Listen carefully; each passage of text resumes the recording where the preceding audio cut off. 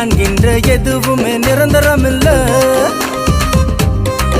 பெரிதா என்கின்ற உன்னுயிரோ உனக்கு சொந்தமில்ல.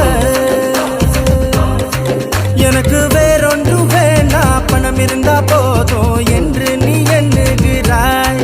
எனக்கு வேறொன்று வேணா, சொத்து சுகம் போதும் என்று நீ வாழுகிறாய்.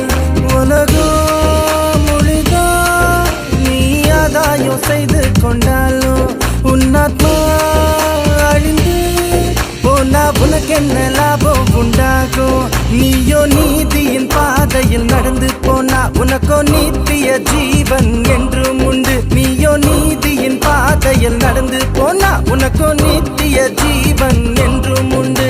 இந்த பூமியில் நீ வாழும் வாழ்க்கை ரொம்ப சீக்கிரம் விரைந்தோடும் வாழ்க்கை.